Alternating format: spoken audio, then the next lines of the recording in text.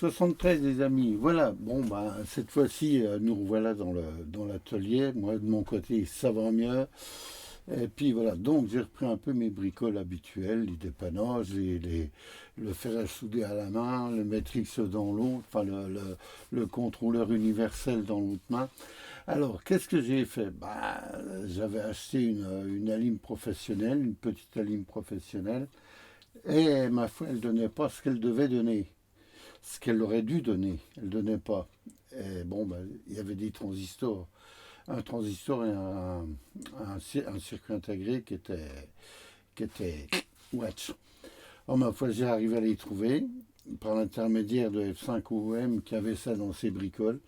Il me les a retransmis par l'intermédiaire de Matt, le Note Paparazzi, qui a fait le facteur.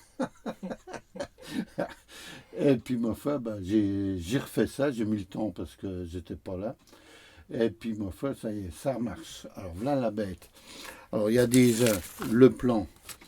Il y a une photo, hein, il y a une photo sur le plan. Donc, voilà tout le cissus. Alors, naturellement, c'est pas de la petite, comment on dit, alimentation de bas de prix, basique, hein.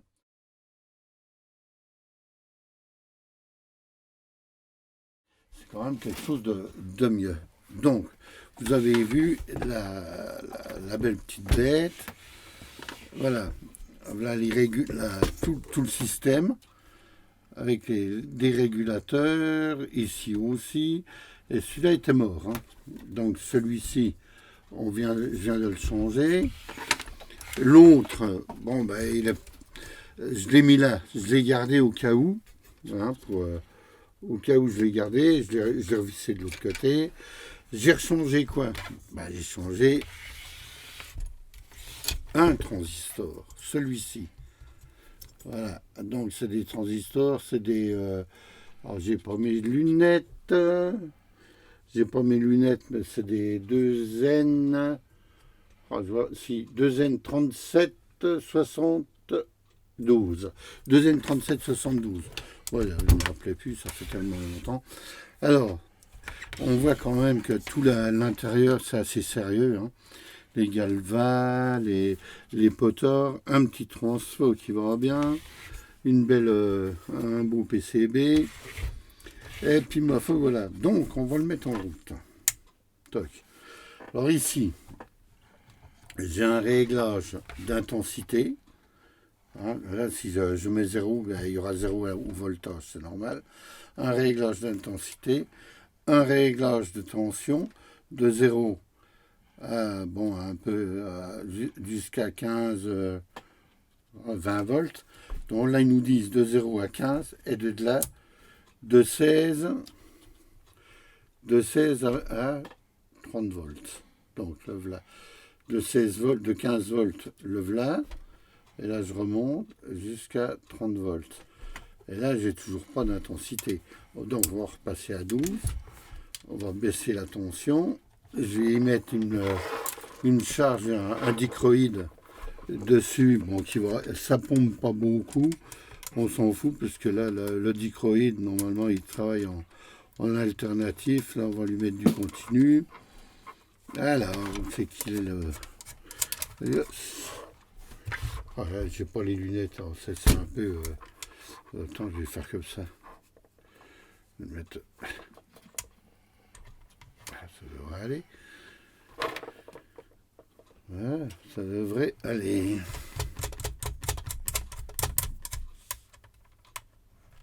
Voilà. Voilà.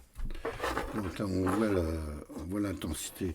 Alors là, j'ai 8 volts, 8 volts, 10 volts. Bon, il y a voilà. Alors si je coupe l'intensité, toc, je coupe la tension. Hein, donc je suis en voilà, 10 volts. On va regarder. 10. On va regarder là. Donc plus je monte en tension, plus je baisse en intensité, ce qui est tout à fait normal. Là je rebaisse, on voit que ça remonte un petit peu. Voilà. Et l'intensité lumineuse reste toujours la même. Voilà. Là, je vais rebaisser en intensité, je remonte. Donc, plus je monte en tension, plus je baisse. ça c'est tout à fait logique, hein. C'est une application de la loi d'Ohm. Et là, bon, bah, j'ai coupé la tension, il n'y a plus assez pour faire marcher la dichroïde. Voilà, donc voilà la belle petite alim qui fonctionne maintenant, ma foi, très bien. Bon, on peut mettre des charges plus beaucoup. Mais ce qui est bien là-dessus, c'est qu'on a les tensions basses et les tensions, on va dire, un peu plus hautes, hein. Voilà, donc c'est des transistors qui peuvent tirer presque 12-13 ampères chacun. Et, bah, mais elle n'est pas faite pour tirer autant d'intensité, hein. C'est une petite alim de là-bas pour réparer des petits postes, des trucs comme ça, ou faire tourner par exemple un moteur électrique. On va essayer, bon, on s'en fout de ça. La polarité, c'est pas grave, c'est un moteur série. Donc ça tournera de toute manière. Alors attends, on va essayer de voir.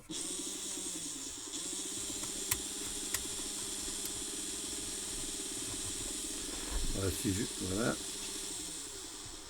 Là je coupe. On voit tout à fait comment il réagit, hein.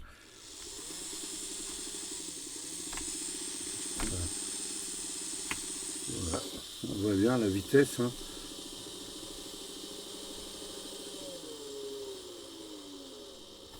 Là, il tourne presque plus.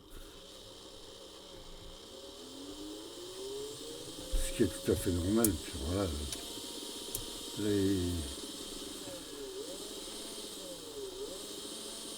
Voilà. Bon, vous voyez, il tire, hein, il marche. Une belle petite alim qui va avoir son... Alors là, celui que j'ai changé, hein. Là, bon, il est complètement tanné. Il est tanné. On va regarder avec celui-ci. Bon, on va le brancher. Donc on le branche comme d'habitude n'importe comment.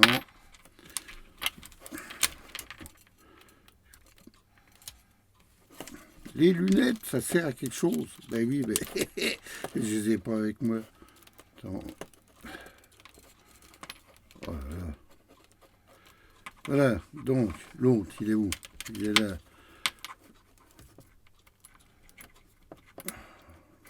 Ah, ça y est. Bon. Il va me dire qu'il analyse. Et voilà.